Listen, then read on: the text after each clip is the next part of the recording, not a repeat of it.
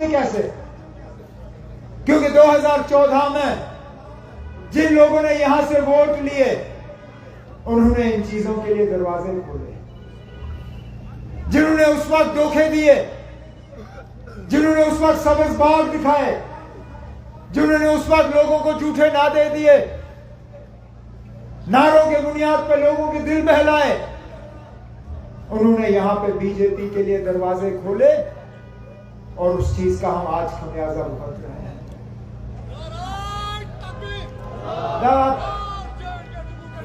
ये कुछ नहीं तरह था।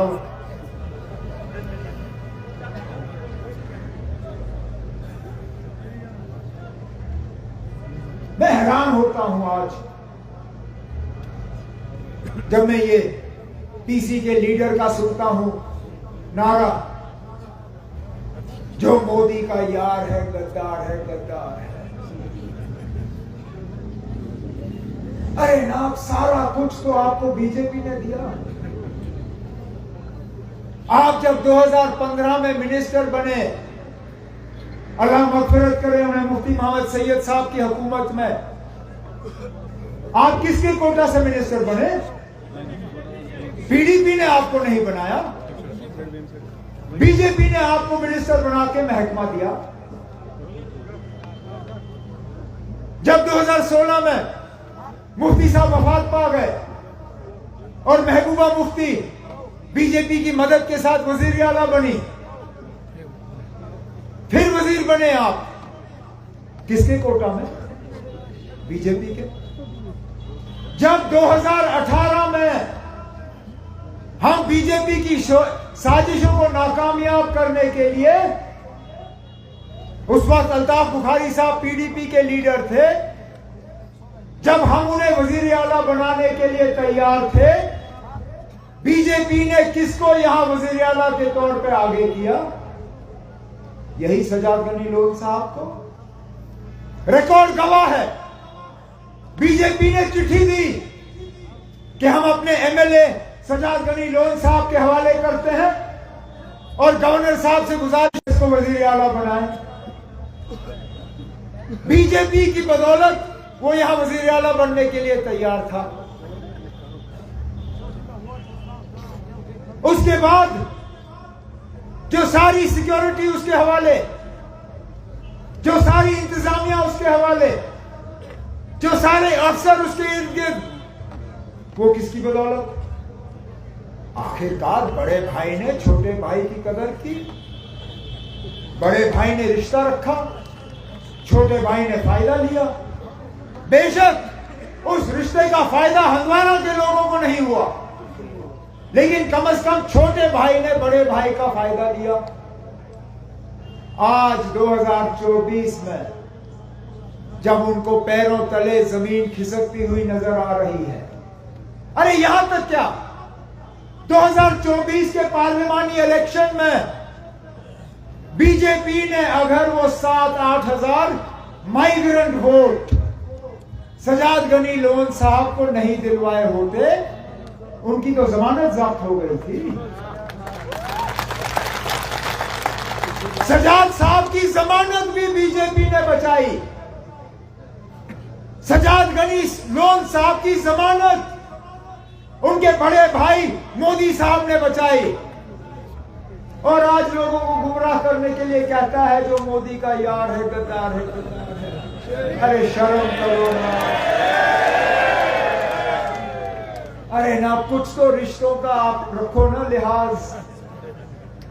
ये वो सजाद गनी लोन साहब है, जब मेरे खिलाफ इलेक्शन लड़ रहा था, एक भी पोस्टर पे उसने अपने वालिद साहब की तस्वीर नहीं रखी। आज वालिद साहब भी याद आ गए। इलेक्शन हारने के बाद बहुत चीजें याद आ जाती है ना। अब जो बचा कचा कुछ रह गया है उसको याद दिलाने का इंशाल्लाह हंदवारा में चौधरी साहब याद दिलाएंगे और कुपवारा में नासिर वानी साहब उनको याद दिलवाएगा। आखिरकार कब तक लोगों को बेवकूफ बनाओगे? कब तक लोगों को धोखा दोगे?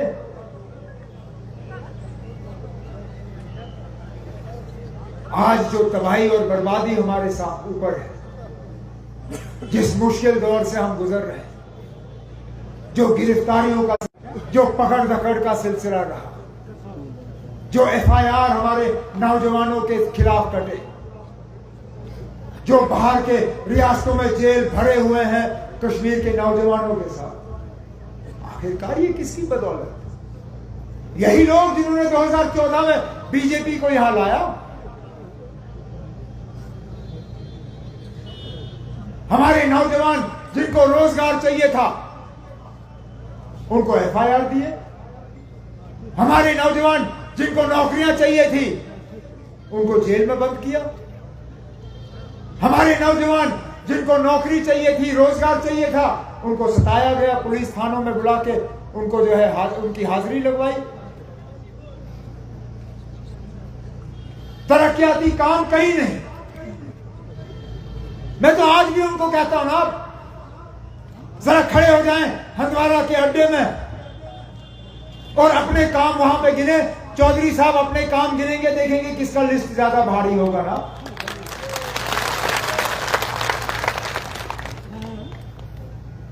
हर लिहाज से हमें तंग किया गया है और आज आपको गुमराह करने की फिर कोशिश, आपके वोटों को तकसीम करने की कोशिश। बीजेपी के तरफ से नए नए उम्मीदवार मैदान में उतारे जाते हैं। मुझे कोई गिला नहीं है ना कि मैं यहां से पार्लियामेंट का इलेक्शन नहीं जीत पाया।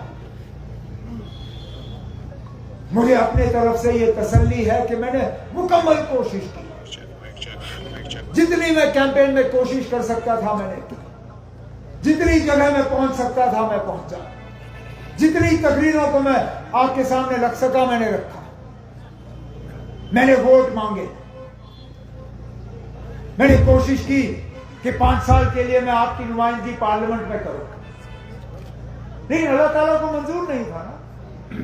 चलिए, मेरे मुकद्दर में कुछ और लिखा होगा, नहीं था मेरे मुकद्दर में ये 5 साल पार्लियामेंट में आपकी नुमाइंदगी करने का। मुझे अफसोस इस बात का नहीं है कि मैं पार्लियामेंट नहीं पहुंचा, मुझे अफसोस इस बात का है कि आज आपकी आवाज पार्लियामेंट तक नहीं पहुंचती। अगर कोई और जीता होता शायद मुझे इतना अफसोस नहीं होता, लेकिन मुझे अफसोस इस बात का होता है कि मेरे श्रीनगर का नुमाइंदा वहां तकरीर करता है और आप लोग ताली बजाते हो। अगर रुहुल्लाह साहब वहां तकरीर करते हैं, यहां नौजवान खुश होता है, मियां अल्ताफ साहब तकरीर करते हैं, यहां के बुजुर्ग नौजवान मुतमईन होते हैं।